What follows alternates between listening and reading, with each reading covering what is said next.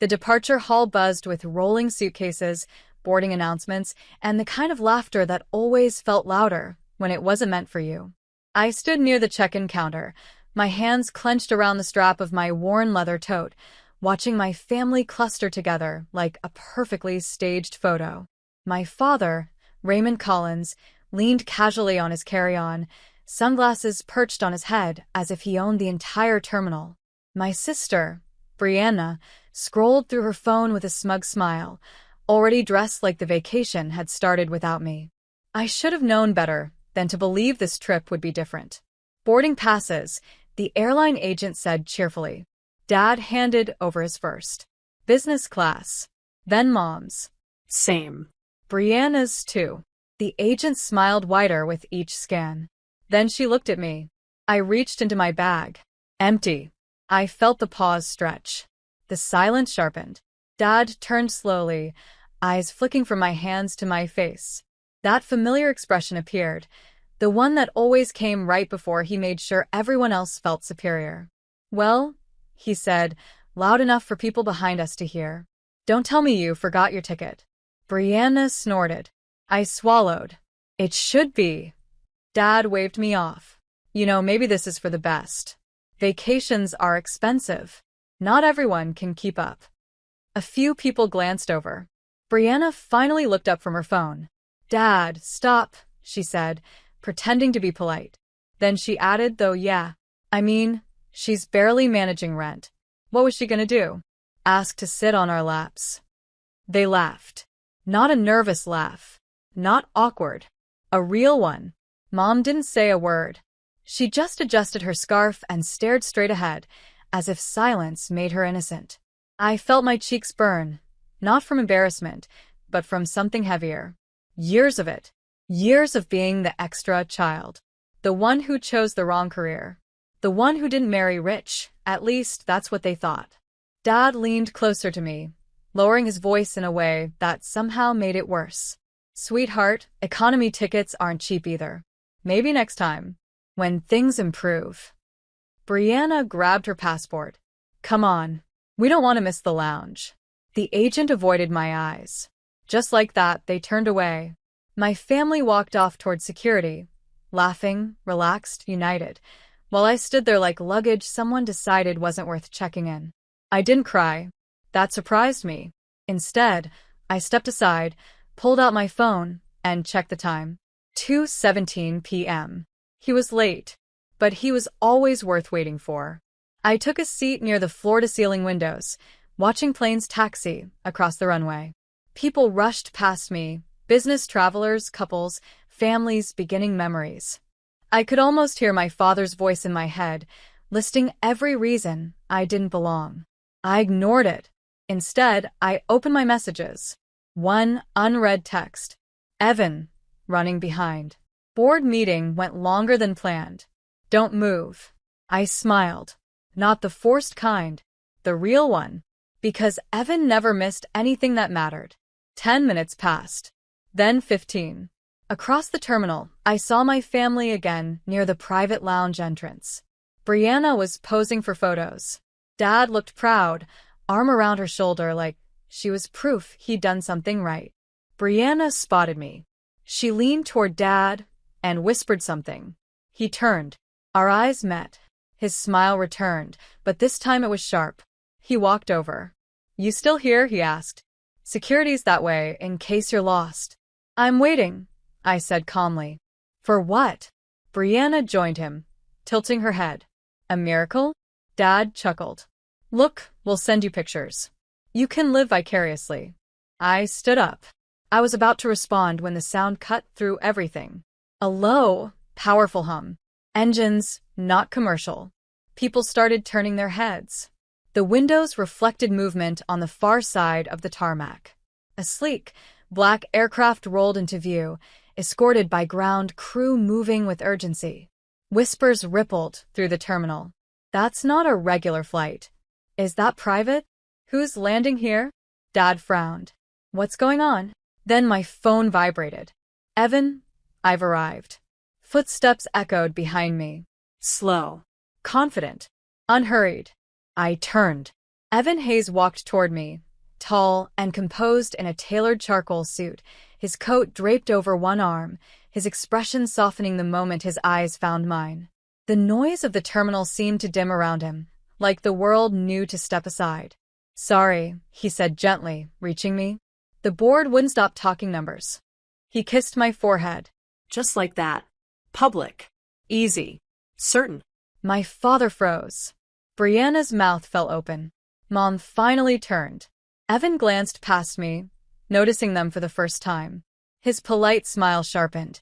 Not cruel, but powerful. The kind that belonged to people who didn't explain themselves to anyone.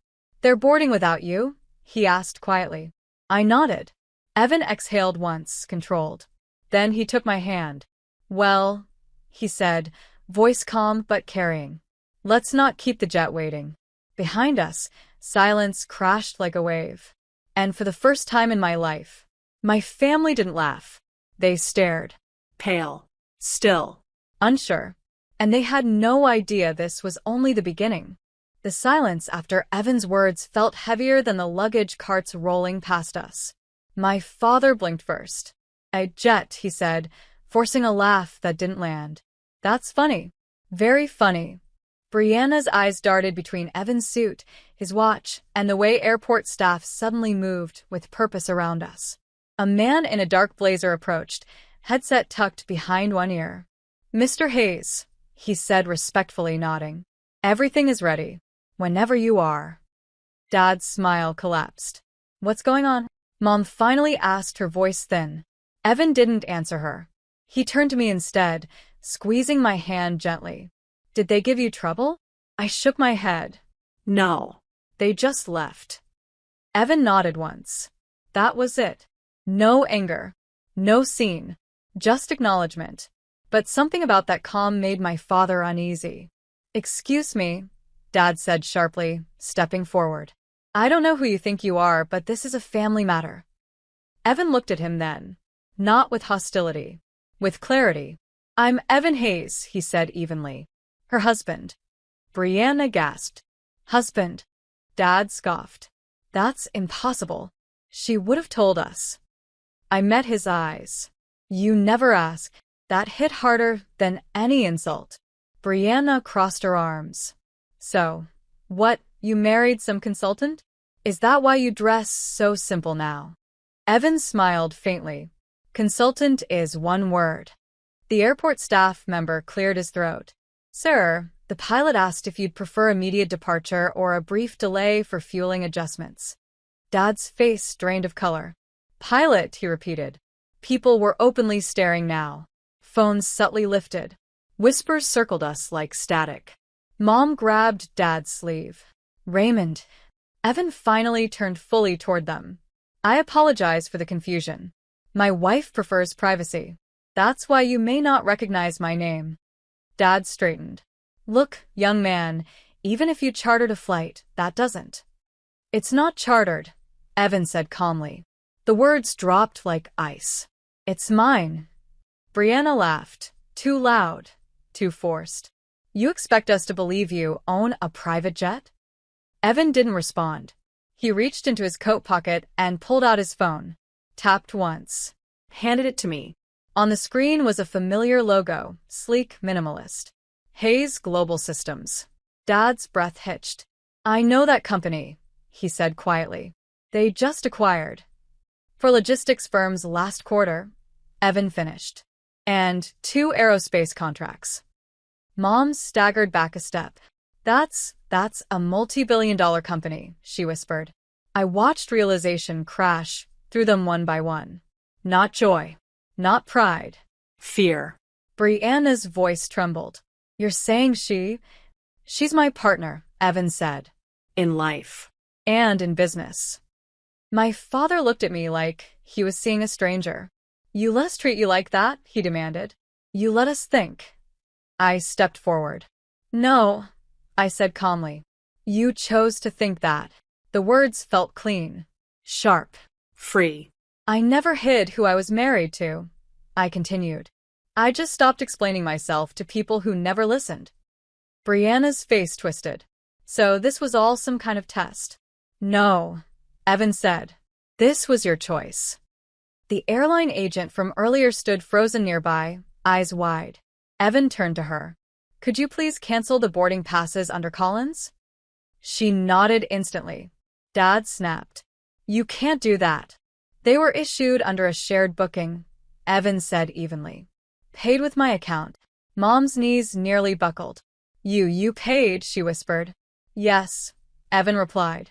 Including the vacation home. Brianna's phone slipped from her hand and hit the floor. You mean the villa? She croaked. Yes. Dad's voice cracked. Why would you? Because my wife wanted her family included, Evan said, glancing at me.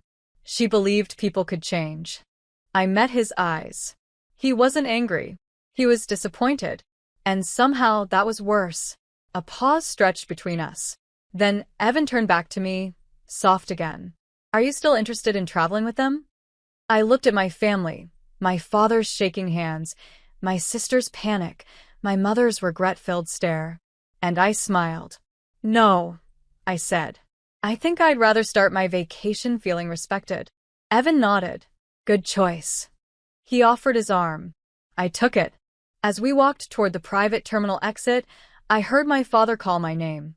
Not in anger, in desperation. But I didn't turn back. Because for the first time in my life, I wasn't the one being left behind. The doors to the private terminal slid shut behind us with a soft, final sound. Inside, everything was quiet. Polished floors, low lighting, staff who spoke in respectful tones. No rushing. No judging glances. Just calm. I thought that would be the end of it. I was wrong. My phone buzzed once. Then again. Then non-stop. Unknown calls. Missed calls. Texts stacking faster than I could read. I didn't have to guess who it was. Evan noticed. You don't have to answer. I know, I said. But I want to. I stepped aside and finally looked. Dad, we need to talk. Mom, please. We didn't know. Brianna, this is a misunderstanding. Call me. A misunderstanding. I laughed softly, not bitter, not angry. Just clear. I typed one message and sent it to all three. Me. I didn't change today. You just finally saw me. I put my phone away. Evan smiled. Perfect. We boarded quietly. The jet interior was warm, elegant, designed for comfort instead of display. Evan placed my bag beside my seat and poured me water himself. Are you okay? He asked. I nodded. I didn't realize how heavy it all was until it stopped. He took my hand. You don't carry it anymore. As the engine started, I felt something lift inside me. Years of shrinking, of apologizing, of waiting for approval that never came. We took off smoothly, rising above the terminal, above the noise, above them. Mid-flight, Evan handed me his tablet. Something you should see. It was an email sent moments ago. From my father. Subject line, please. He wrote about mistakes. About pride. About not understanding. He apologized in paragraphs instead of actions, as if length could fix years of dismissal. Brianna followed with a voice note, her tone shaky, rehearsed. She spoke about family, about how we should stick together. Mom sent a message that hurt the most. I should have protected you. Evan watched my face carefully. You don't owe them forgiveness to have peace. I know, I said. But I do owe myself honesty. I didn't reply right away. Hours later, when we landed, the sun was low and golden, painting the runway in warm light. Evan helped me down the steps, and the breeze smelled like ocean and citrus. A driver waited. So, did someone else? My family. They stood awkwardly near the private terminal entrance. No luggage, no confidence. Just regret and hope tangled together. Dad stepped forward slowly. We didn't get on the flight. I know, I said calmly. Brianna swallowed. We couldn't. Mom reached for my hands. We were wrong. I looked at them, not as a daughter begging for love, but as a woman deciding her boundaries. I believe you're sorry, I said. But that doesn't erase what happened. Dad's shoulders sagged. What can we do? I took a breath. You can start by treating me like an equal, I said. Not because of who I married. Not because of money. But because I'm your daughter. Your sister. They nodded quickly. Too quickly. I stepped back. But this trip, I continued, is mine. I turned to Evan. He nodded once. We'll talk later, I said to my family. If respect comes first. I walked away without waiting for their response. This time, I wasn't escaping. I was choosing. The ocean outside our villas stretched endlessly, calm and blue, as if the world itself had decided to slow down for once. I stood barefoot on the balcony, coffee warming my hands, watching the waves roll in. No voices judging me. No comparisons. Just space to breathe. Evan stepped beside me, slipping his jacket over my shoulders. They've been calling again. I figured, I said softly. Do you want to talk to them? Not today. He smiled. Good. For the first time in my life, peace wasn't something I had to earn. Later that afternoon, Evan and I attended a small gathering hosted by local business leaders. Nothing flashy, just conversations, introductions, and quiet respect. When people spoke to me, they didn't look past me or ask what I did before marrying him. They asked what I thought, what I wanted, what I was building. Evan never corrected anyone when they assumed I was the decision maker, because often I was. That evening, my phone buzzed again. This time, it was a message from Brianna. I didn't know you were this strong, she wrote. I stared at the words for a long moment before replying. I was always strong. You just never needed me to be. The reply came almost instantly. I'm sorry. I didn't answer. Apologies don't expire, but they don't demand acceptance either. A few days later, as our vacation came to an end, Evan surprised me with one final stop. We arrived at a seaside restaurant overlooking the sunset. Candles flickered. Soft music played. It felt intimate, intentional. What's this? I asked. He pulled out a chair for me. A beginning. After dinner, he slid a thin folder across the table. Inside was a deed. My name was on it. A property? I whispered. A headquarters. Evan corrected. For the nonprofit you've been planning. The one you keep saying you'll start someday. My throat tightened. You remembered. I listened. Tears blurred my vision, not from pain, but from being seen. This is your revenge, he said gently. Not proving them wrong. Proving yourself right. I laughed softly. I don't want revenge anymore. He reached for my hand. That means you've already won. Weeks later, I finally met my family again, on my terms. We sat at a quiet cafe near home. No flights. No power plays. Dad spoke first. We've been thinking a lot. I hope so, I said kindly. Mom reached across the table. We were blind. We measured worth the wrong way. Brianna nodded. I did too. I looked at them, really looked. Not as people who hurt me, but as people capable of learning. I forgive you, I said. But things will be different. Dad smiled sadly. They should be. As we parted, there were no promises of perfection, just respect. And that was enough. That night, Evan and I sat on our balcony again, city lights twinkling below. Do you regret keeping our life private for so long? He asked. I shook my head. No. It showed me who loved me without conditions. He kissed my temple. That's real wealth. I leaned into him, smiling, because I didn't need applause anymore. I didn't need approval. I had love. I had purpose. And I had finally arrived, not at an airport gate, but at myself.